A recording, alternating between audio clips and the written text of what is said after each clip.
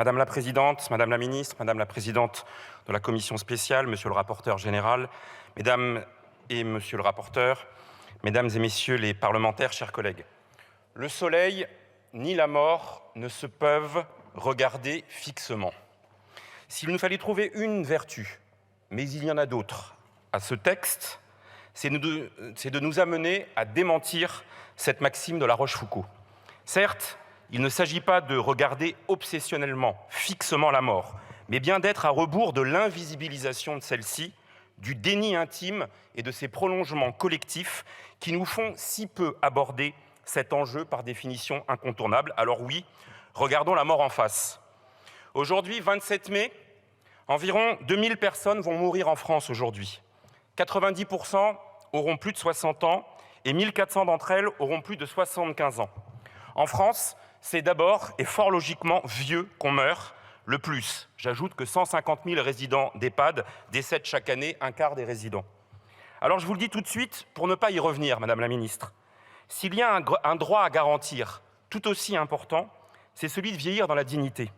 Je n'oppose pas l'un à l'autre, mais je n'invisibilise pas l'un au profit de l'autre. Pendant tous les débats, Madame la Ministre, vous avez pris soin de marteler que ce n'est pas une loi pour les vieux, une loi sur les EHPAD. Fort bien. Alors, Madame la Ministre, crédibilisez votre propos. Faites-nous une loi pour le droit de vieillir dans la dignité. Tous les parlementaires l'ont demandé et pas une énième concertation. Pour être respecté dans ses choix, celui souvent de mourir chez soi, pour être accompagné avec bienveillance, avec douceur, être entouré de chaleur, sentir l'humanité commune. Pour cela, il faut soutenir les aidants, améliorer l'accompagnement à domicile en établissement, en finir avec un système qui est intrinsèquement maltraitant. Mourir dans la dignité, c'est d'abord pouvoir glisser en douceur vers la mort. Je refuse, je le dis, que l'aide à mourir devienne d'une manière ou d'une autre, par petite lâcheté ou par résignation, une réponse à l'effondrement de notre système de santé et de soins. La psychanalyste et philosophe Cynthia Fleury a théorisé qu'il ne suffisait pas de bénéficier d'une reconnaissance symbolique de dignité, mais que pour être ressentie et vécue, cette dignité doit, je cite, s'incarner dans des conditions matérielles de liberté, d'égalité et de fraternité, ce qui n'est malheureusement pas le cas aujourd'hui. Je pense pouvoir affirmer que je ne suis pas le seul ici qui, au fil des témoignages et des discussions, a interrogé ses certitudes, a mis en doute ses intuitions et finalement a revu certaines de ses positions. Je ressors, je dois vous le dire, de la semaine d'examen de la commission spéciale avec des vrais doutes. Alors je le dis clairement, j'adhère au principe d'une liberté nouvelle, de l'ouverture d'un droit nouveau qui permette d'introduire le droit à l'aide à mourir dans notre société dans des conditions précises et définies. Mais je serai extrêmement vigilant avant de me prononcer.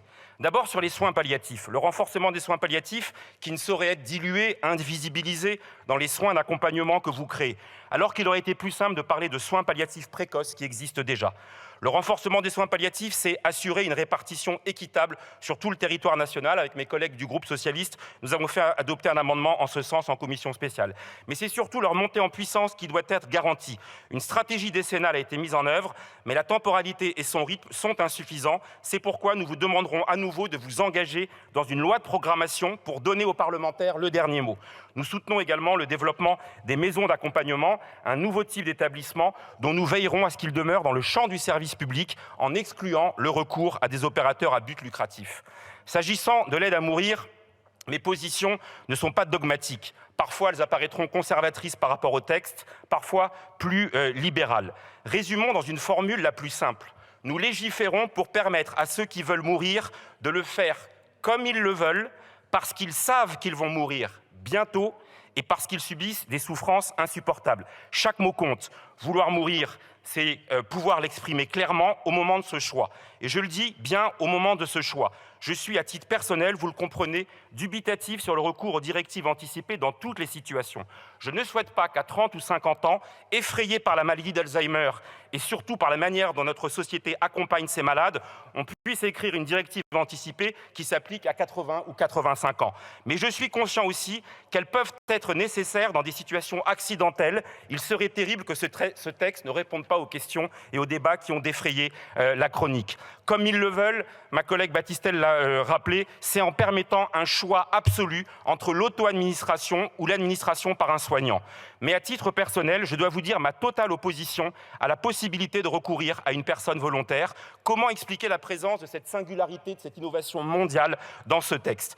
Mourir bientôt, nous aurons le débat sur pronostic vital avancé et je dois vous dire qu'au moment où je vous parle, eh bien, je suis partagé, je ne comprends pas les termes du débat qui traversent le rapporteur général et la présidente de la commission. En conclusion, je veux vous dire qu'il nous faut concilier deux exigences, deux éthiques. L'éthique de la liberté, évidemment, mais aussi, ne l'oublions pas, l'éthique de la vulnérabilité et des fragilités. Ce qui nous grandira, c'est de nouer ou de renouer un contrat social qui tourne le dos aux valeurs dominantes de la performance, de la rapidité, de l'immédiateté, de l'individualisme triomphant, parfois du profit, pour privilégier la tempérance, la sagesse, la lenteur, l'altruisme, les solidarités collectives et l'attention première à toutes les vulnérabilités. Je vous remercie.